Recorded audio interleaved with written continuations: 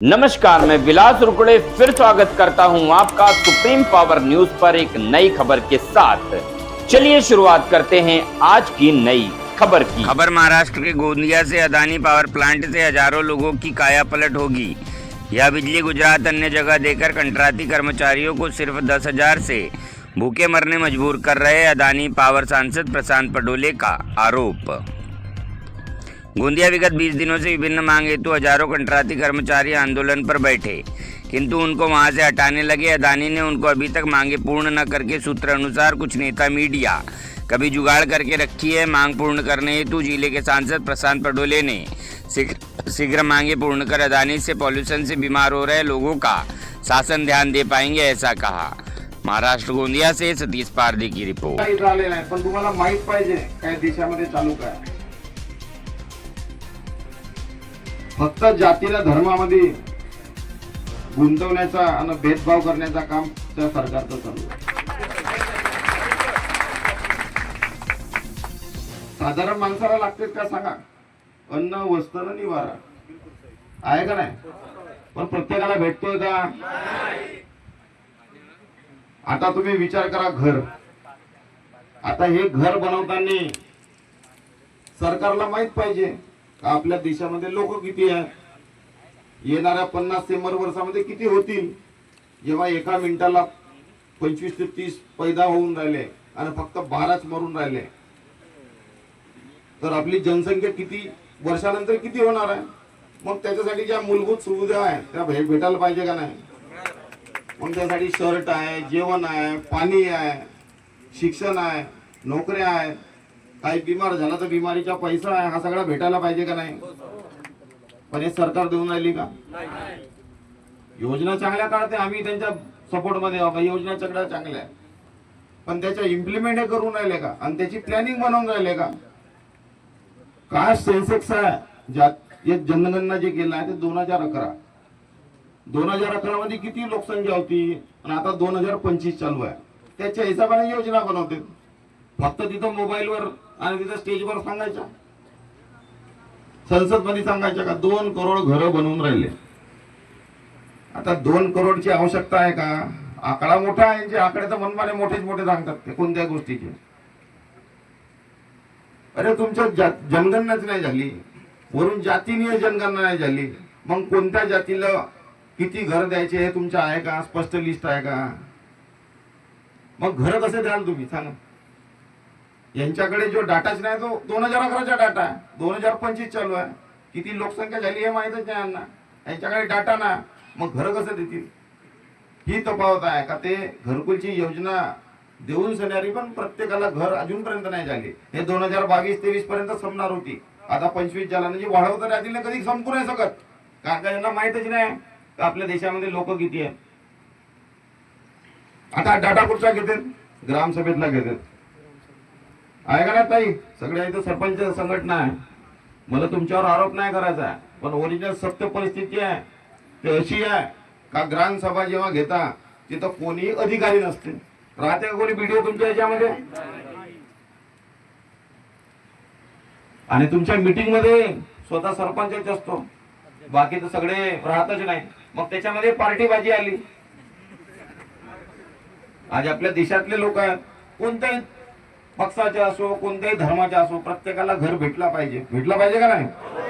मग आपल्या हिशोबाने ते लिस्ट बनवते, दे रे अमक्याला घर, मग ज्याला गरज नाही त्याला भेटत नाही, त्याच्यात 2-2 मजली आहे त्याला घर आहे। असे लोक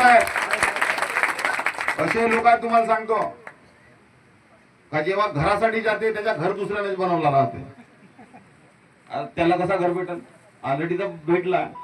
विचार करा, घरकुलची योजना इंदिरा गांधी आवास योजना 50 वर्षापासूनची चालू आहे। आता समजा 50 वर्षा पहिले त्याचा घर आतापर्यंत चांगला राहील का? घर किती वर्षात खराब होतात? 15 वर्ष, 20 वर्ष, 50 वर्ष चालू आहे, मग त्यांच्या तर लिस्ट मध्ये नावच नाही, ते कुठे जातील?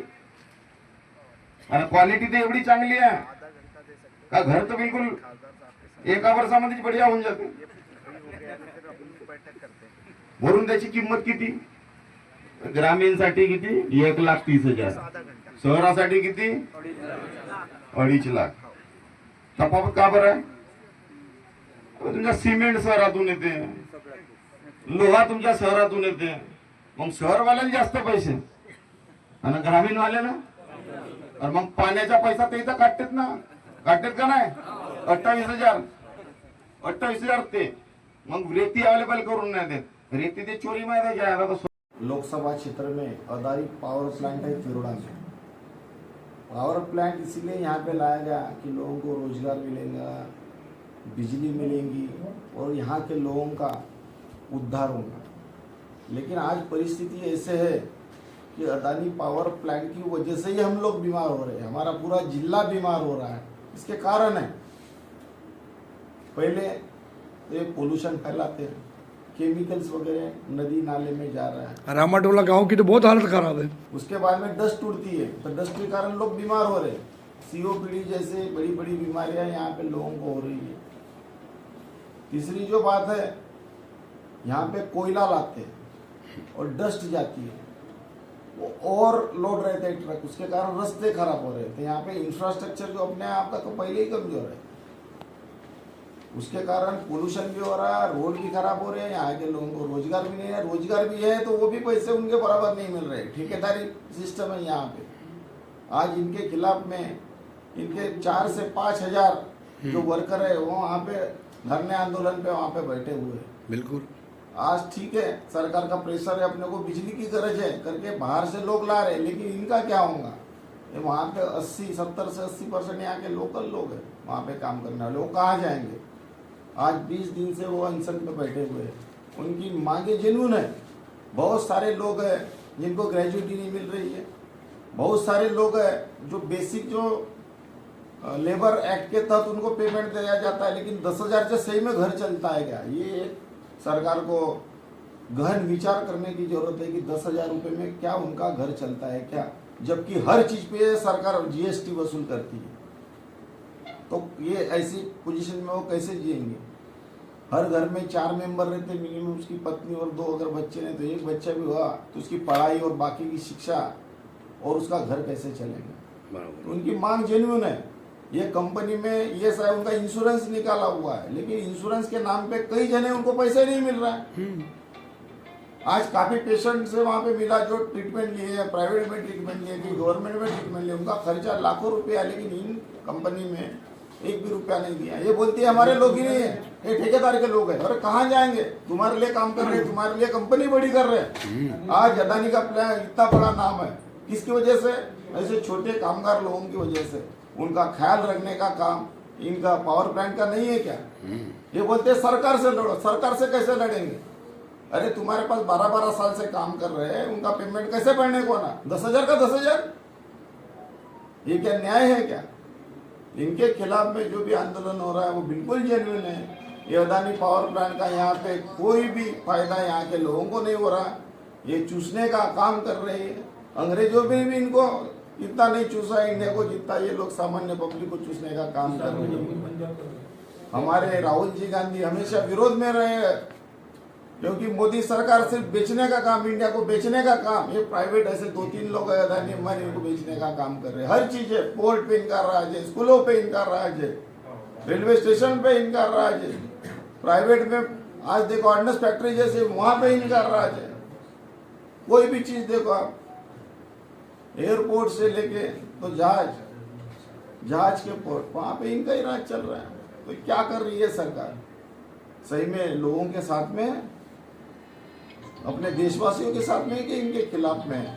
ये एक जगह पे ऐसा नहीं हो रहा है, ऑल ओवर इंडिया में अदानी ऐसे काम कर रहा है, लोगों को लूटने का काम कर रहा है। इनके ऊपर कार्रवाई होनी चाहिए, और दिन ब दिन उनकी अगर मदद नहीं की, उनकी मांगे पूरी नहीं की, तो ये आंदोलन और